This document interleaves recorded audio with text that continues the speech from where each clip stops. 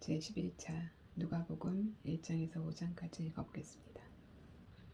1장 자신들의 삶으로 이 말씀을 섬겼던 최초의 목격자들이 전해준 보고를 바탕으로 우리 가운데 일어난 성경과 역사의 놀라운 추수 이야기를 정리하려고 손을 댄 사람들이 아주 많았습니다. 이야기의 발단부터 시작해 모든 보고를 아주 자세히 살펴본 나도 데오빌로 각하를 위해 모든 것을 상세하게 기록하기로 했습니다. 이로써 각하께서는 그동안 배운 것이 믿을 만한 것임을 확실히 알게 될 것입니다. 천사가 요한의 출생을 알리다. 유대왕 헤롯이 다스리던 때에 아비야 반열에서 직무를 맡은 제사장이 있었다. 그의 이름은 사가랴였다. 그의 아내는 아론의 후손으로 이름은 엘리사벳이었다. 이들 부부는 주의하여 계명의 도를 지키고 하나님 앞에서 깨끗한 양심을 품고서 바르게 살았다. 그러나 엘리사벳이 임신을 할 수 없어 그들에게는 자식이 없었고 이미 나이도 많았다. 마침 사가랴가 자기 차례가 되어 하나님 앞에서 제사장 직무를 수행하고 있었는데 그가 하나님의 성소에 들어가 분향하는 일을 맡게 되었다. 그것은 평생 한 번 오는 일이었다. 분향 시간에 회중은 성전 바깥에 모여 기도하고 있었다. 그때 하나님의 천사가 예고도 없이 성소의 분향단 오른쪽에 나타났다. 사가랴는 두려워서 그 자리에 얼어붙었다.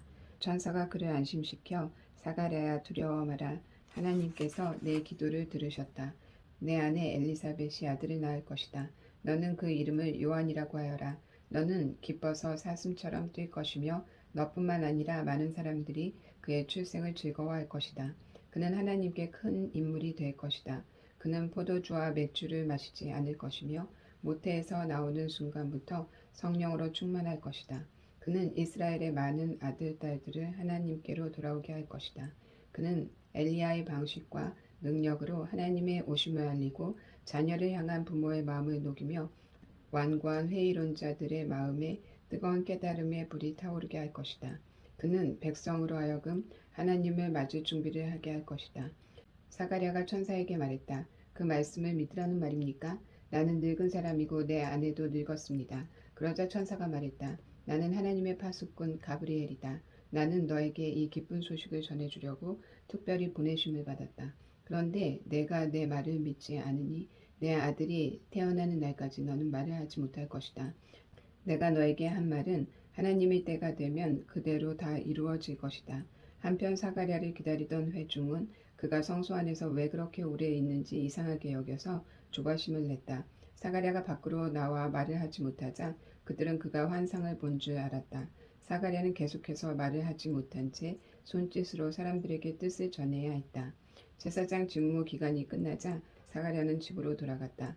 얼마 후에 그의 아내 엘리사벳이 임신했다. 그녀는 아이를 갖게 된 것을 기뻐하며 5달 동안 홀로 떨어져 지냈다. 그녀는 하나님께서 나의 딱한 처지를 이렇게 보상해 주시는구나 라고 말했다. 처녀가 임신하여 아들을 낳을 것이다. 엘리사벳이 임신한 지 6달이 되었을 때 하나님께서 천사 가브리엘을 갈릴리 나사렛 동네에 다윗의 자손인 남자와 약혼한 한 처녀에게 보내셨다. 남자의 이름은 요셉이고 처녀의 이름은 마리아였다. 가브리엘이 들어가서 마리아에게 인사했다. 잘 있었느냐? 너는 하나님의 아름다움으로 안과 밖이 다 아름답구나. 하나님께서 너와 함께 하신다. 마리아는 크게 동요하며 그 인사에 감춰진 뜻이 무엇인지 궁금히 여겼다.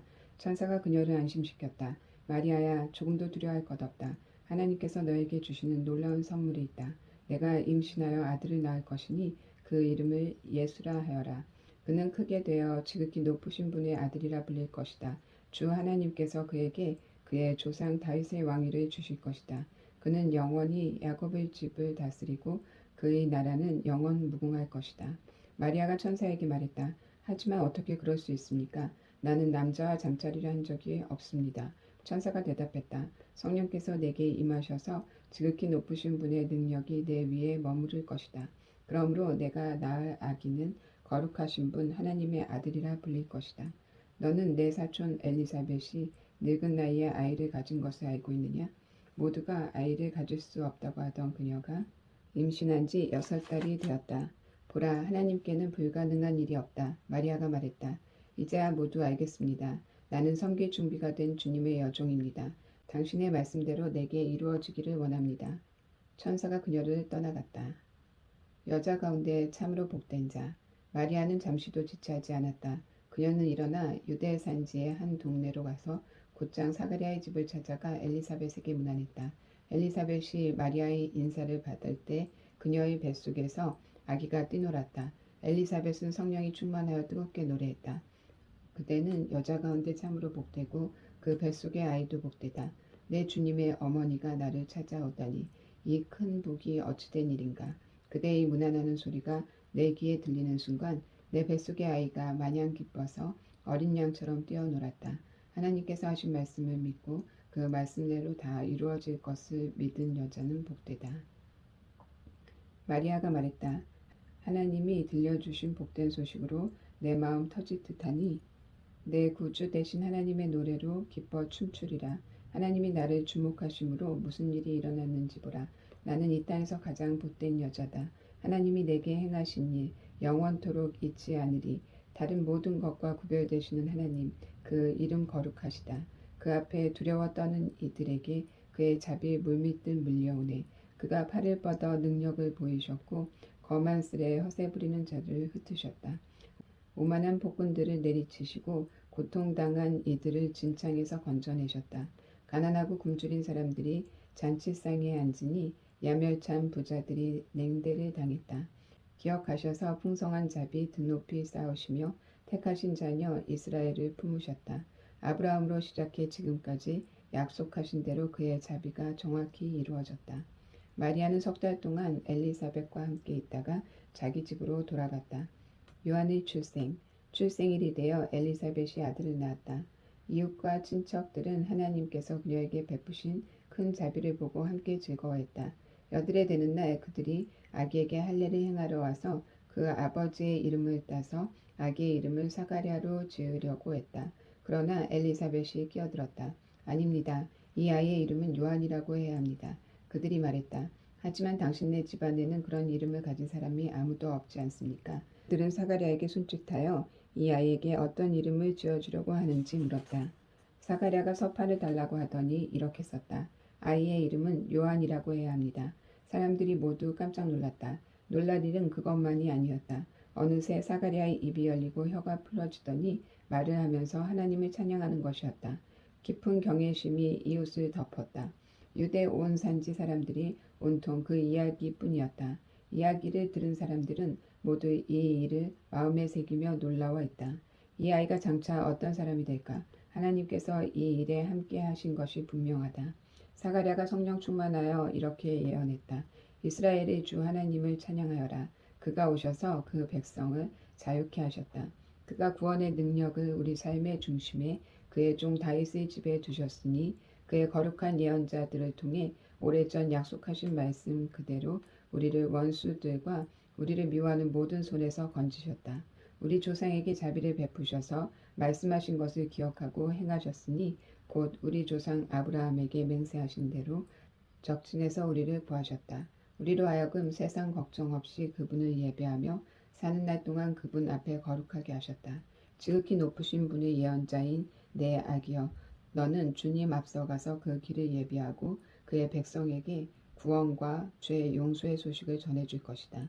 하나님의 자비로우신 마음, 하나님의 해돋움 우리에게 임하셔서 어둠 속 죽음의 그늘에 앉아있는 이들을 비추고 우리의 길을 한 걸음씩 밝혀 평화의 길로 인도할 것이다. 이는 자라서 심령이 굳세어졌다.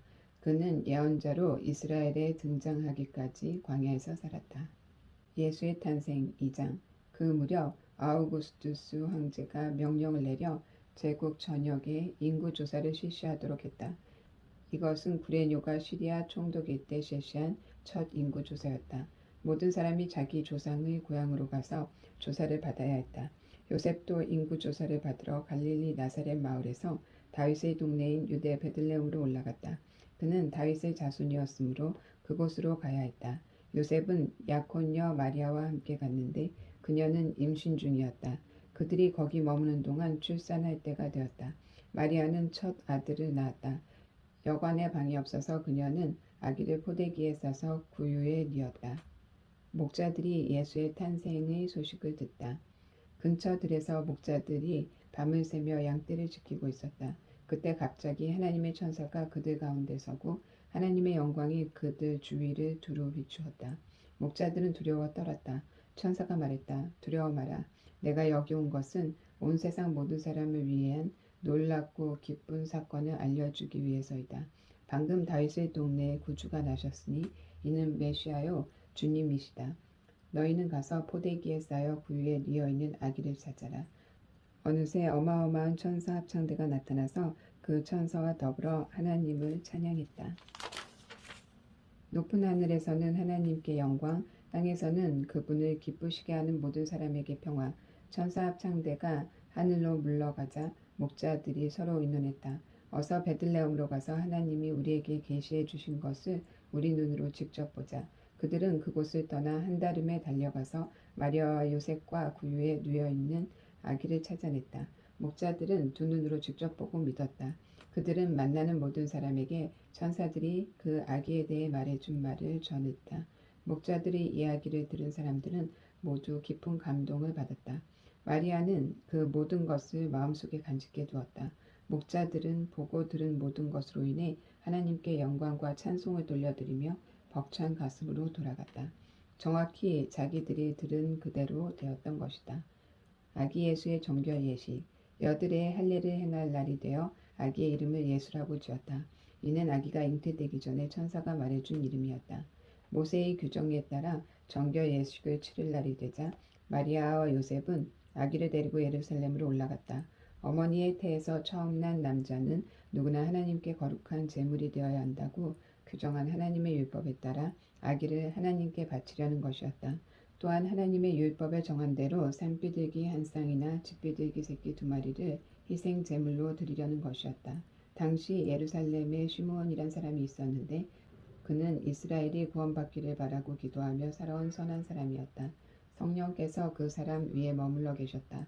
일찍이 성령께서 그가 죽기 전에 하나님의 메시아를 볼 것이라고 그에게 일러주셨다. 시므온은 성령께 이끌려 성전으로 들어갔다. 마침 아기 예수의 부모가 율법에 규정한 예식을 행하려고 아기를 데려왔다. 시므온은 아기를 품에 안고 하나님을 찬양했다. 하나님, 이제 이 종을 놓아주시되 약속하신 대로 저를 평안히 놓아주셨습니다. 제 눈으로 주님의 구원을 보았고 모든 사람이 볼 수 있도록 밝히 드러났습니다. 이는 이방 나라들의 하나님을 계시하는 빛이요 주님의 백성 이스라엘에게는 영광입니다. 예수의 부모는 이 말에 놀라서 아무 말도 하지 못했다. 시므온이 그들을 축복하면서 어머니 마리아에게 말했다. 이 아이는 이스라엘 가운데 많은 사람들의 실패와 회복의 표이자 오해와 반대를 받을 인물, 당신의 마음을 칼로 찌를 고통입니다. 그러나 그 거부는 오히려 그들의 가면을 벗겨내어 마침내 하나님께서 그들의 실체를 드러낼 것입니다. 아셀 지파 바누엘의 딸인 예언자 안나도 거기에 있었다. 안나는 나이가 아주 많았다. 그녀는 결혼하고 7년 만에 혼자 된 후에 84살이 되도록 과부로 살았다. 안나는 성전 경내를 떠나지 않고 금식하고 기도하며 밤낮으로 하나님께 예배를 드렸다. 시므온이 기도하고 있는 바로 그때에 안나가 나타나 하나님께 찬송을 드리면서 예루살렘의 해방을 간절히 기다리는 모든 사람에게 이 아이에 대해 이야기해 주었다. 마리아와 요셉은 하나님의 율법에 규정된 일을 다 마치고 갈릴리에 있는 자기 동네 나사렛으로 돌아왔다. 거기서 아이는 튼튼하고 지혜롭게 자랐다. 하나님의 은혜가 그 아이 위에 머물러 있었다. 성전에서 아이 예수를 찾다. 해마다 유월절이 되면 예수의 부모는 예루살렘으로 순례길을 떠났다. 예수가 12살 되던 해에 그들은 늘 하던 대로 유월절을 지키러 올라갔다. 절기가 끝나 집으로 돌아올 때에 아이 예수는 예루살렘에 남아 있었지만 부모는 그 사실을 몰랐다. 그들은 순례자의 무리 어딘가에 아이가 있겠거니 생각하고 꼬박 하룻길을 가서야 친척과 이웃 가운데서 아이 예수를 찾기 시작했다. 하지만 아이가 보이지 않자 그들은 아이를 찾으려고 예루살렘으로 되돌아갔다. 이튿날 예수의 부모는 성전에서 아이를 찾았다. 아이는 선생들 틈에 앉아서 그들이 하는 말을 듣기도 하고 질문하기도 했다. 선생들은 아이의 예리한 답변에 감탄하며 다들 아이에게 사로잡혀 있었다. 그러나 부모는 감탄하지 않았다. 그들은 화가 나서 마음이 상해 있었다. 어머니가 말했다. 얘야, 왜 이렇게 하였느냐? 내 아버지와 내가 너를 찾느라 정신이 없었다. 아이가 말했다. 왜 저를 찾으셨습니까? 제가 여기 있으면서 제 아버지의 일을 해야 할 줄을 모르셨습니까? 그러나 부모는 아이가 무슨 말을 하는지 깨닫지 못했다. 아이는 부모와 함께 나사렛으로 돌아와 부모에게 순종하며 살았다. 아이의 어머니는 이 일을 마음 깊이 간직해 두었다. 예수는 하나님과 사람들의 축복을 받으며 몸과 마음이 자라며 장성해 갔다. 삶을 고치는 세례 3장. 디베료 황제가 다스린 지 15년째 되는 해 곧 본디오 빌라도가 유대 총독으로 있고 헤롯이 갈릴리를 다스리고 그 동생 빌립이 이두레와 드라고니스를 다스리고 루사니아가 아빌레네를 다스리고 안나스와 가야바가 대제사장으로 있을 때 사가랴의 아들 요한이 광야에 있다가 하나님의 메시지를 받았다. 그는 요단강 주변 지역을 두루 다니며 삶을 고쳐 죄 용서받는 세례를 선포했다. 그것은 예언자 이사야의 글에 기록된 대로였다. 광야에서 외치는 소리여 하나님 오심을 준비하여라. 길을 평탄하고 곱게 하여라. 패인 곳이 메어지고 솟은 곳이 평평해지며 우회로는 곧은 길이 되고 흙길은 포장될 것이다. 모든 사람이 거기서 하나님의 구원 행렬을 볼 것이다. 세례가 인기 있는 일이 되다 보니 사람들이 무리지어 세례를 받으려고 나왔다. 요한은 그들에게 버럭 소리를 질렀다. 뱀의 자식들아, 이 강가에 슬그머니 내려와서 무엇을 하는 거냐? 너희 뱀가죽에 물을 좀 묻힌다고 하나님의 심판을 비껴갈 것 같으냐? 바뀌어야 할 것은 너희 겉가죽이 아니라 너희 삶이다. 아브라함을 조상으로 내세우면 다 통할 것이라고 생각하지 마라. 아브라함의 자손인 것과는 아무 상관도 없는 일이다. 혼에 빠진 것이 아브라함의 자손이다. 하나님께서 원하시면 돌들로도 아브라함의 자식을 만드실 수 있다. 중요한 것은 너희 삶이다. 너희 삶은 푸르게 꽃피고 있느냐? 말라 죽은 가지라면 땔감이 되고 말 것이다. 무리가 요한에게 물었다. 그러면 우리가 어떻게 해야 합니까? 요한이 말했다. 옷이 2벌 있거든 1벌은 나누어 주어라. 음식도 똑같이 그렇게 하여라. 세금 징수원들도 세례를 받으러 와서 말했다. 선생님, 우리는 어떻게 해야 합니까? 요한이 그들에게 말했다. 더 이상 착취하지 마라. 법에 정한 만큼만 세금을 걷어라. 군인도 그에게 물었다. 우리는 어떻게 해야 합니까? 요한이 그들에게 말했다. 억지로 빼앗거나 협박하지 마라. 너희가 받는 봉급으로 만족하여라. 어느새 사람들의 관심이 고조되고 있었다. 그들은 모두 이 요한이 혹시 메시아가 아닐까 하고 궁금해하기 시작했다. 그러자 요한이 끼어들었다. 나는 이 강가에서 세례를 주고 있다. 이 드라마의 주인공은 너희 안에 천국의 삶과 불과 성령을 발휘시켜 너희를 완전히 바꿔 놓으실 것이다. 그분께 비하면 나는 잔심부름꾼에 지나지 않는다. 그분은 집을 깨끗이 하실 것이다. 너희 삶을 대대적으로 정리하실 것이다. 그분은 참된 것은 모두 하나님 앞 제자리에 두시고 거짓된 것은 모두 끄집어내어 쓰레기와 함께 태워버리실 것이다. 그 밖에도 많은 말을 들려주었는데 사람들에게 힘이 되는 말, 용기를 북돋아주는 말이었다. 메시지였다. 그러나 자기 동생 빌립의 아내 헤로디아의 일로 요한에게 책망을 받고 마음이 찔렸던 통치자 헤롯은 자신의 수많은 악한 행동에 한 가지 악행을 더했다. 요한을 감옥에 가둔 것이다. 사람들이 모두 세례를 받은 뒤에 예수께서 세례를 받으셨다. 예수께서 기도하실 때 하늘이 열리고 성령이 비둘기같이 그분 위에 내려오셨다. 성령과 더불어 한 음성이 들려왔다. 너는 내가 사랑으로 선택하고 구별한 내 아들, 내 삶의 전부다. 아담의 아들, 하나님의 아들.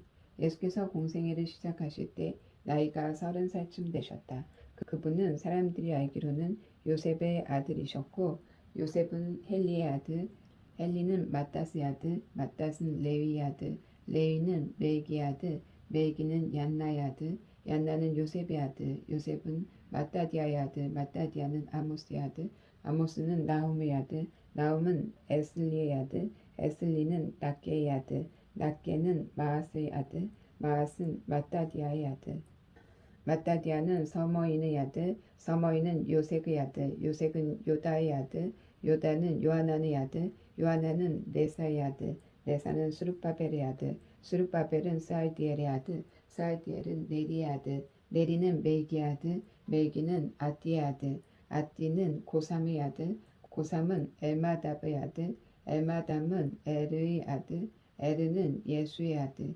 예수는 엘리에세의 아들, 엘리에세는 요림의 아들, 요림은 마사스의 아들, 마사스는 레위의 아들, 레위는 시므온의 아들, 시므온은 유다의 아들, 유다는 요셉의 아들, 요셉은 요담의 아들, 요담은 엘리야김의 아들, 엘리야김은 멜레아의 아들, 멜레아는 맨나의 아들, 맨나는 마따다의 아들, 마따다는 나단의 아들, 나단은 다윗의 아들, 다윗은 이새의 아들, 이새는 오벳의 아들, 오벳은 보아스의 아들, 보아스는 살몬의 아들, 살몬은 나손의 아들, 나손은 아미나답의 아들, 아미나답은 아드민의 아들, 아드민은 아니의 아들, 아니는 헤스론의 아들, 헤스론은 베레스의 아들, 베레스는 유다의 아들, 유다는 야곱의 아들, 야곱은 이삭의 아들, 이삭은 아브라함의 아들, 아브라함은 데라의 아들, 데라는 나홀의 아들, 나홀은 수룩의 아들, 수룩은 루우의 아들, 루우는 벨렉의 아들, 벨렉은 헤버의 아들,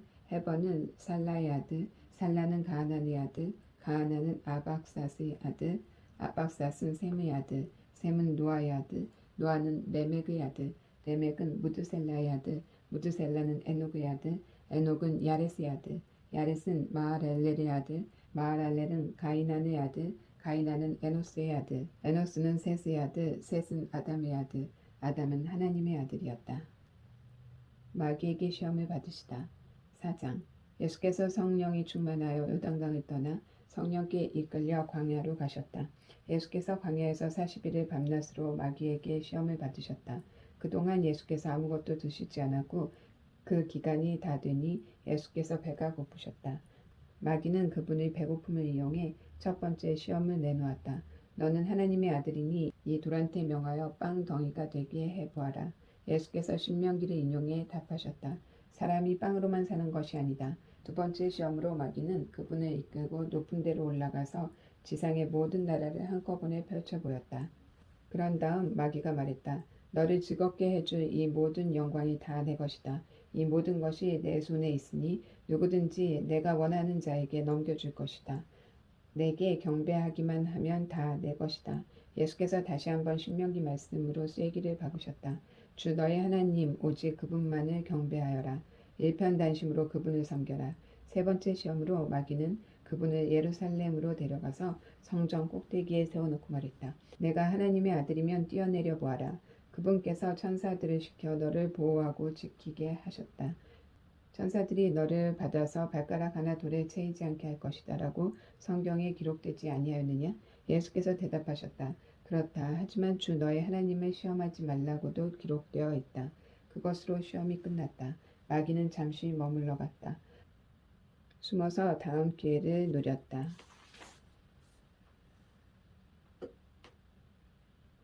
눌린 사람들을 자유케 하시다. 예수께서 성령의 능력을 입고 갈릴리로 돌아오셨다. 예수께서 오셨다는 소식이 그 지방에 두루 퍼졌다. 예수께서 회당에서 가르치시자 모든 사람이 환호하고 즐거워했다. 예수께서 자기가 자란 동네인 나사렛에 가셨다. 안식일에 그분은 늘 하시던 대로 회당으로 가셨다. 예수께서 성경을 낭독하려고 서시자 누군가가 그분께 예언자 이사야의 두루마리를 건넸다. 예수께서 두루마리를 펴서 다음과 같이 기록된 곳을 찾으셨다. 하나님의 영이 내게 임하시니 그가 나를 택하여 가난한 사람에게 복된 소식의 메시지를 전하게 하셨다. 나를 보내셔서 갇힌 사람에게 노임을, 눈먼 사람에게 다시 보게 됨을 선포하고 눌리고 지친 사람을 자유케 하여 지금은 하나님이 일하시는 해라고 선포하게 하셨다. 예수께서 두루마리를 말아 그 맡은 사람에게 돌려주시고 자리에 앉으셨다. 회당 안의 시선이 일제히 그분께 모아졌다. 그러자 예수께서 이렇게 말문을 여셨다. 방금 너희가 들은 성경 말씀이 역사가 되었다. 이 성경 말씀이 바로 지금 이 자리에서 이루어졌다. 예수께서 어찌나 말씀을 잘하시는지 보고 듣던 사람들이 모두 놀랐다. 그러나 한편으로는 이렇게 말했다. 이 사람은 우리가 어려서부터 알던 요셉의 아들이 아닌가. 예수께서 대답하셨다. 너희는 의사야 가서 내 병이나 고쳐라 하는 농담을 인용하여 내가 가버나움에서 한 일이 있다던데 그것을 여기 내 고향에서도 해보아라 할 것이다. 하지만 내가 너희에게 해줄 말이 있다. 예언자는 자기 고향에서 환영받지 못하는 법이다. 엘리야 시대에 3년 반 동안 가뭄이 들어 기근으로 땅이 황폐해졌을 때에 이스라엘에 과부가 많았으나 시돈의 사렙다에 사는 과부에게만 엘리야가 보냄을 받지 않았느냐. 또 예언자 엘리사 시대에 이스라엘에 나병 환자가 많았으나 깨끗함을 받은 사람은 시리아 사람 나아만 뿐이었다. 회당 안에 있던 사람들 모두가 그 말에 화가 났다. 그들은 예수를 내몰아 동네 밖으로 쫓아낸 다음 동네 끝에 있는 벼랑으로 끌고 가서 그를 밀쳐 죽이려고 했다. 그러나 예수께서 그들에게 벗어나 자기 길을 가셨다. 예수께서 갈릴리의 한 마을 가버나움으로 내려가셔서 안식일에 사람들을 가르치셨다. 그들이 놀라며 감동을 받았다.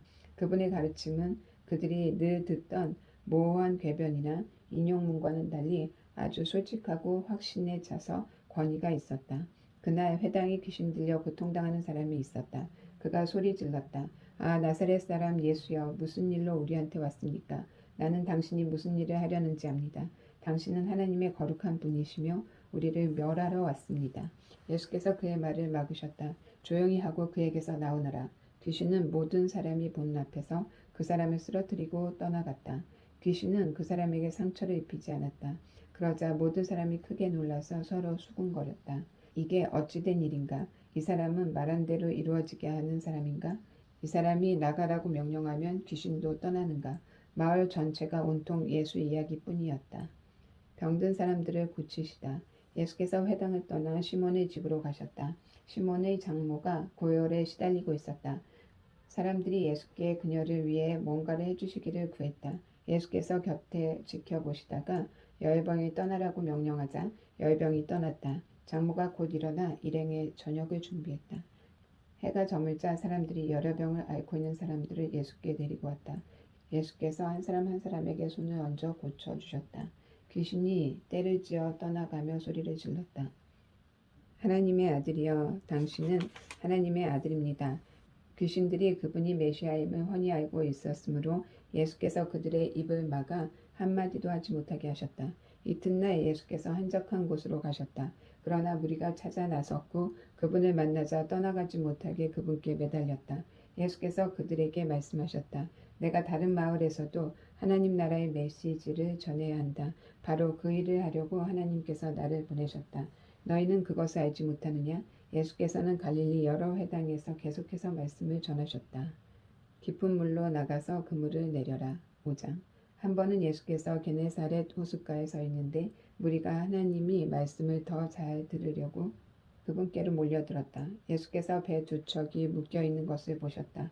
어부들이 막 배에서 내려 그물을 싣고 있었다. 예수께서 시몬의 배에 올라타셔서 배를 해안에서 조금 떨어지게 띄우라고 부탁하셨다. 예수께서 그 배에 앉으셔서 배를 설교단 삼아 무리를 가르치셨다. 가르치기를 마치고 나서 예수께서 시몬에게 말씀하셨다. 깊은 물로 나가서 그물을 내려 고기를 잡아라. 시몬이 대답했다. 주님, 우리가 밤새도록 열심히 고기를 잡았지만 피라미 한 마리 잡지 못했습니다. 하지만 주님께서 그렇게 말씀하시니 그물을 내리겠습니다. 말을 마치자마자 그물이 더 이상 담을 수 없을 정도로 많은 고기가 가득 잡혔다. 그들은 다른 배에 있는 동료들에게 와서 도와달라고 손짓했다.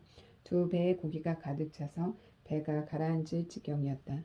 이것을 본 시몬 베드로가 예수 앞에 무릎을 꿇었다.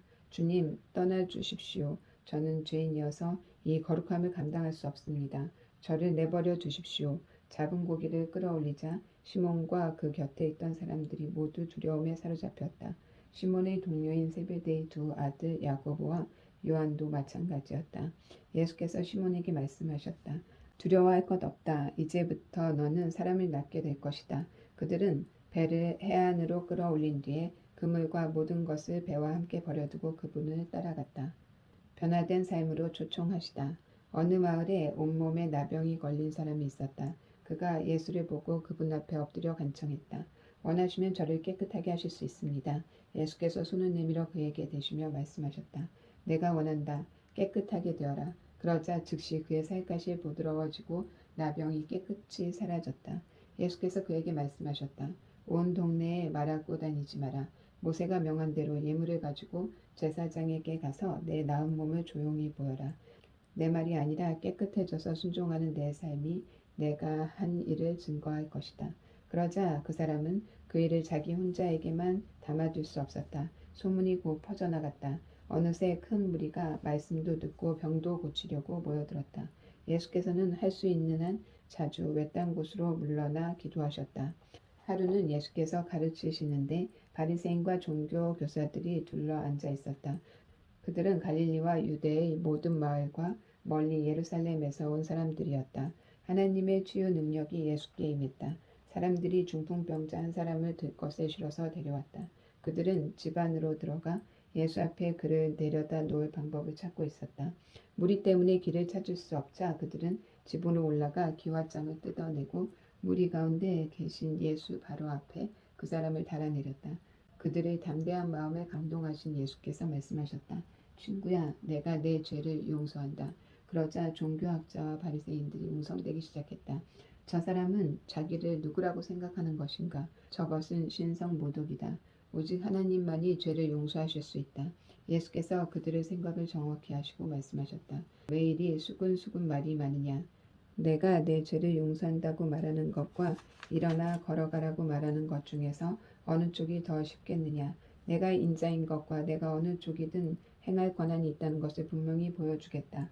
예수께서 중풍병자에게 직접 말씀하셨다. 일어나거라. 내 자리를 들고 집으로 가거라. 그 사람은 한순간도 지체하지 않고 그대로 했다. 일어나 담요를 들고서 하나님께 영광을 돌리며 집으로 갔다. 사람들은 도무지 믿기지 않아 자신들의 눈을 비볐다. 그리고 나서 그들도 하나님께 영광을 돌렸다. 그들이 두려움에 차서 말했다. 우리 평생에 이런 일은 처음 본다. 2일 후에 예수께서 밖으로 나가서 레위라는 사람이 자기 일터에서 세금을 걷고 있는 것을 보셨다. 예수께서 말씀하셨다. 나와 함께 가자. 그는 예수를 따라갔다. 모든 것을 버려두고 그분과 동행한 것이다.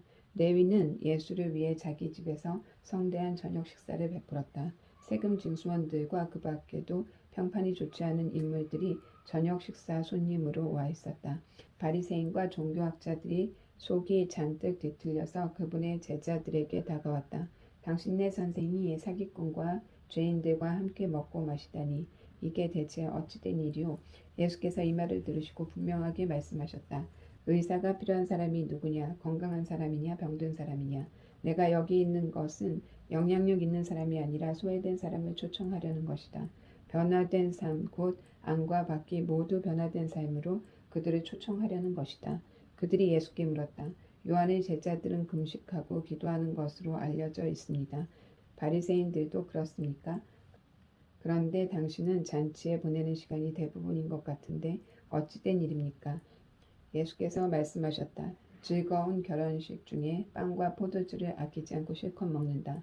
나중에 허리띠를 졸라맬 일이 있을지 모르지만 지금은 아니다. 신랑 신부와 함께 있는 동안에는 즐겁게 지내는 법이다. 금식은 신랑이 가고 없을 때 시작해도 된다. 정겨운 축하의 모닥불에 찬물을 끼얹는 사람은 없다. 하나님 나라가 임한다는 것은 바로 이런 것이다. 멀쩡한 스카프를 잘라서 낡은 작업복에 대고 깁는 사람은 없다. 서로 어울리는 천을 찾게 마련이다. 낡고 금이 간 병에는 포도주를 담지 않는 법이다. 새로 담은 포도주는 단단하고 깨끗한 병에 담는다. 그리고 잘 묵은 고급 포도주를 맛본 사람은 덜 묵은 포도주를 찾지 않는다. 자, 오늘은 여기까지 읽겠습니다. 다음 11일차에 뵙겠습니다.